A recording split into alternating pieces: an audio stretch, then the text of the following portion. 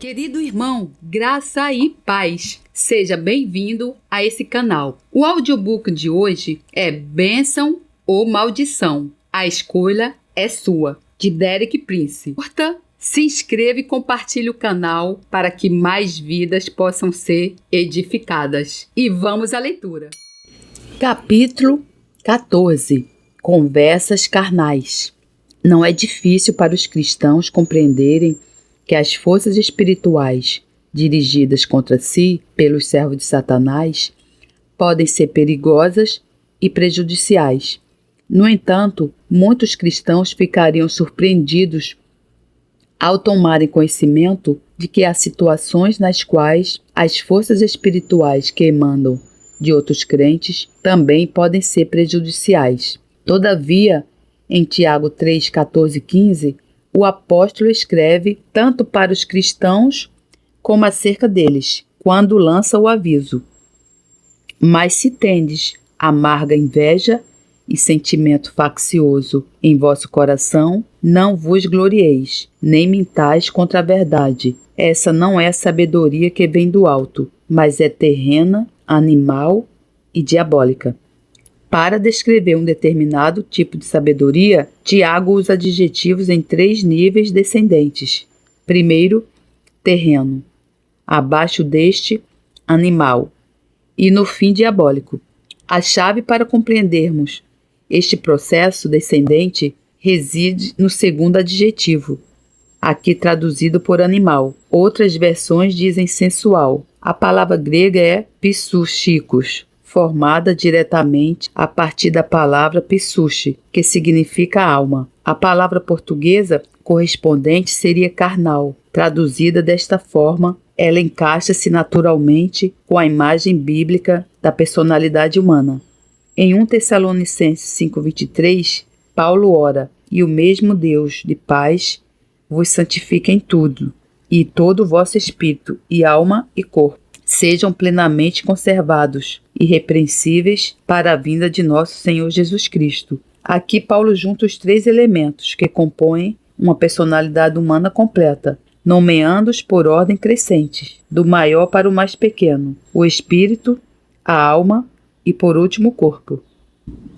O espírito é aquela parte da personalidade humana que foi diretamente insuflada por Deus no momento da criação. Ele é, por isso, capaz de uma união e comunhão direta com o Criador. Em 1 Coríntios 6,17, Paulo afirma: mas o que se ajunta com o Senhor é o mesmo Espírito. Não seria correto dizer uma alma com ele.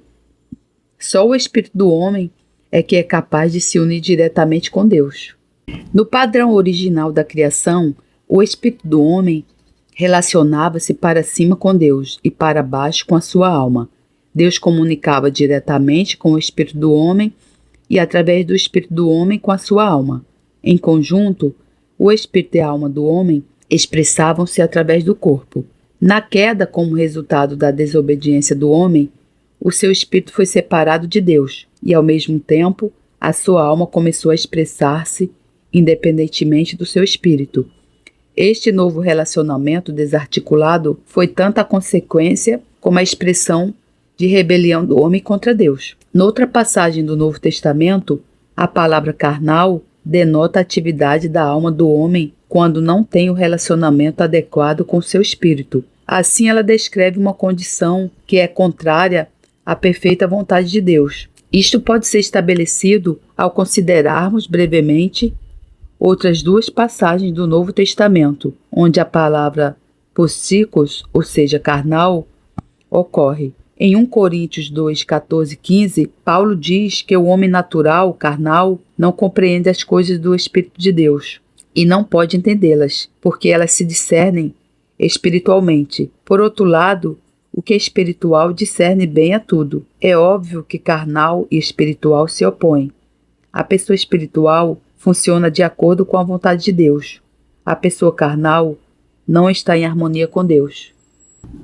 A pessoa carnal tenta aprender a verdade espiritual na esfera da sua alma, mas é incapaz de fazê-lo. A pessoa espiritual está unida a Deus, através do seu espírito, e é por isso capaz de receber revelação espiritual diretamente de Deus. Em Judas 16:19, o apóstolo descreve uma classe de pessoas que estão associadas à igreja, mas que, no entanto, são murmuradores, queixosos, andando segundo as suas concupiscências. E conclui dizendo o seguinte acerca das pessoas: os que causam divisões são sensuais, carnais e não têm o Espírito, ou seja, o Espírito Santo. Quando tomadas em conjunto, estas passagens em 1 Coríntios e em Judas apresentam uma imagem consistente de uma pessoa descrita como carnal. Aparentemente, essa pessoa associa-se com a igreja e usa uma capa de espiritualidade. Ao mesmo tempo, a sua alma não se relaciona corretamente com Deus, através do seu espírito. Apesar da fé que professa, na realidade, é uma pessoa rebelde, sem harmonia com Deus e com o povo de Deus. É incapaz de aprender a verdade espiritual. A sua atitude e conduta rebelde entristecem o Espírito de Deus e provocam ofensas no corpo de Cristo. Esta análise explica os níveis descrentes da sabedoria corrupta descrita em Tiago 3,15, terrena, animal, carnal e diabólica. A raiz do problema é a rebelião, alguma forma de desobediência a Deus, alguma forma de rejeição da autoridade de Deus. Esta rebelião afasta o espírito de uma pessoa de Deus e das coisas do céu. Encontra-se confinada ao plano dos valores e motivações terrenas. Ao mesmo tempo, a sua alma sem harmonia com Deus fica exposta, devido à sua rebelião, à influência de demônios, que os seus sentidos espirituais, pouco apurados, não conseguem identificar. O resultado é uma forma de sabedoria que aparenta ser espiritual, mas que é, na verdade, demoníaca. O terceiro capítulo de Tiago concentra-se por inteiro num problema específico: o mau uso da língua. Para além disso, toda a epístola é dirigida especialmente, se não exclusivamente, àqueles que professam a fé em Cristo. Fica por isso claro que esta sabedoria corrupta, falsa e demoníaca, sobre a qual Tiago fala, expressa-se em palavras usadas por cristãos. Como surge essa situação? Há duas áreas principais nas quais os cristãos são muitas vezes culpados devido às palavras que proferem. A primeira área inclui palavras que os cristãos pronunciam entre si.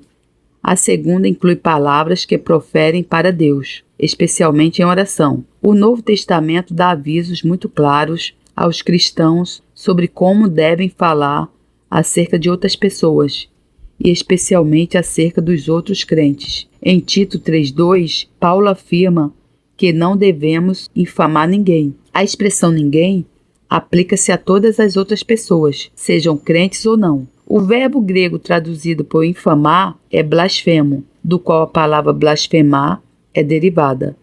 É importante compreender que o pecado de blasfêmia inclui não apenas as infâmias pronunciadas contra Deus, mas também infâmias pronunciadas contra os outros seres humanos. Quer sejam dirigidas a Deus ou a outras pessoas, esse tipo de linguagem é interdito aos cristãos. Em Tiago 4,11, Tiago lida mais especificamente com palavras que os cristãos falam uns sobre os outros. Irmãos, não faleis mal uns dos outros. A palavra que é aqui traduzida por falar mal é catalo, que significa simplesmente falar contra. Muitos cristãos afirmam que Tiago queria dizer que não devemos dizer nada de falso contra os outros crentes. No entanto, aquilo que ele realmente diz é que não devemos falar de tudo contra outros crentes, mesmo se aquilo que dissermos sobre eles for verdade. O pecado com que Tiago está a lidar não é falar com falsidade, mas falar contra. Um dos pecados em que os cristãos caem mais facilmente é a murmuração. Em certas congregações cristãs, se excluíssemos a murmuração, pouco mais haveria para dizer. O dicionário Collins de inglês oferece as duas definições seguintes para murmuração: 1. Conversa vã e banal. 2. Conversa que envolve tagarelice maliciosa ou rumores sobre outras pessoas. Dois dos adjetivos aqui aplicados à murmuração são vão e malicioso. Os cristãos precisam somente de evitar a malícia nas suas conversas. Em Mateus 12:36, o próprio Jesus avisa-nos contra as palavras vãs. Mas eu vos digo que de toda palavra ociosa que os homens disserem, hão de dar conta no dia do juízo.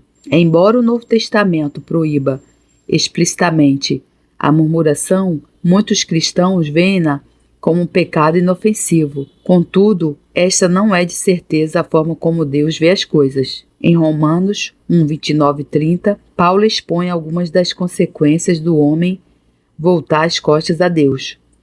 Eis parte dessa lista: estando cheios de toda iniquidade, prostituição, malícia, avareza, maldade, cheios de inveja, homicídio, contenda, engano, malignidade, sendo murmuradores, detratores, aborrecedores de Deus, injuriadores, soberbos, presunçosos. A posição de murmuradores nesta lista é significativa.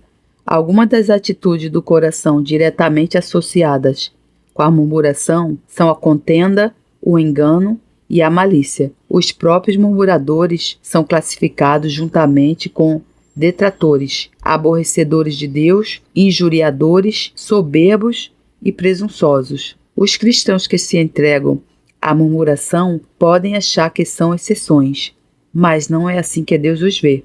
O perigo desse tipo de conversa é demonstrado pela ordem decrescente de adjetivos em Tiago 3,15: terrena, animal e diabólica. Os cristãos que murmuram das outras pessoas, especialmente dos outros crentes, estão a desobedecer diretamente a palavra de Deus. Como consequência, encontram-se numa encosta escorregadia. Antes de se poderem aperceber do que se está a passar, já escorregaram do terreno para o animal, o sensual, e deste para o diabólico. Normalmente, as palavras que essas pessoas proferem acerca dos outros não seriam descritas como maldições, mas o seu efeito é o mesmo. De fato, essas palavras são carnais, através dos quais são dirigidas forças demoníacas contra outros membros do corpo de Cristo. Para além disso, não são só os indivíduos de quem se fala que são afetados. Em Tiago 3,6, o apóstolo diz: a língua também é um fogo, como mundo de iniquidade. A língua está posta entre os nossos membros. O crente que é culpado desse tipo de linguagem contamina-se a si próprio e aquela parte do corpo de Cristo a qual está relacionado. Há alguns anos atrás, enquanto eu estava na Europa, numa viagem de ministério, encontrei-me numa situação que me deu uma nova e clara visão sobre os perigos das conversas carnais. Eu estava a preparar-me para falar num encontro muito significativo, quando fui atacado por uma dor que se alastrava no meu abdômen. Temendo ter de cancelar o meu compromisso para falar naquela noite, clamei a Deus por ajuda. Tive de imediato uma visão de 2 amigos meus cristãos, que estavam a cerca de 9.000 quilômetros nos Estados Unidos, a falarem de mim. Tínhamos um relacionamento muito pessoal e chegado, mas recentemente os meus 2 amigos tinham discordado veementemente com uma atitude que eu tinha tomado. Senti que me estavam a criticar pelo que eu tinha feito e que as suas palavras negativas sobre mim estavam a produzir sintomas físicos, com os quais eu me estava a debater. Para além do mais, aquela era uma estratégia de Satanás para me impedir de ministrar naquela noite. Percebi que tinha de fazer 2 coisas. Primeiro, através de uma decisão da minha vontade, perdoei os meus amigos pelas palavras que estavam a falar contra mim. Depois agi segundo a promessa de Jesus em Mateus 18:18. Em verdade vos digo que tudo que ligardes na terra será ligado no céu. Com a autoridade que me é concedida no nome de Jesus, liguei as forças satânicas que estavam a operar contra mim e libertei-me do efeito das palavras que os meus amigos haviam proferido sobre mim. Daí a 5 minutos, a dor no meu abdômen parou por completo. e nunca mais voltou. Algumas horas mais tarde, pude ministrar com eficácia no encontro e senti que o propósito de Deus havia sido cumprido. Mais tarde, ao regressar aos Estados Unidos, encontrei-me com os meus 2 amigos e a tensão entre nós foi resolvida. Hoje somos mais chegados do que nunca. Em Mateus 7:12, Jesus diz: Não julgueis para que não sejais julgados, porque o juízo com que julgardes, sereis julgados. E com a medida com que tiverdes medido, vos hão de medir a vós. As palavras crítica e criticar derivam diretamente do verbo aqui traduzido por julgar. Quando criticamos outras pessoas, em especial outros crentes, pronunciando um julgamento sobre elas, estamos a desobedecer às Escrituras. E somos por isso culpados de uma atitude rebelde em relação a Deus. Isto expõe-nos ao síndrome de Tiago 3,15, terreno, animal, diabólico.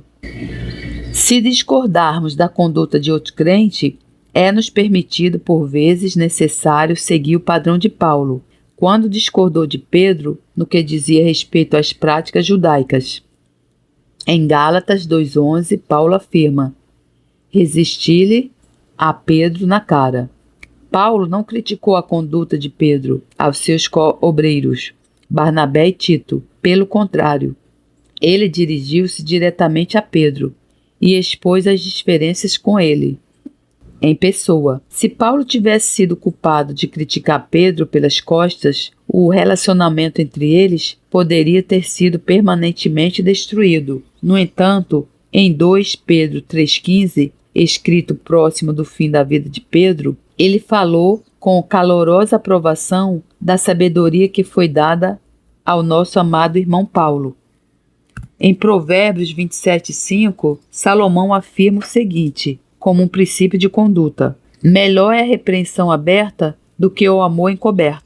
Um tipo de situação diferente, na qual teremos possivelmente de falar sobre as infrações de outra pessoa, surge quando somos legalmente obrigados a servir de testemunhas.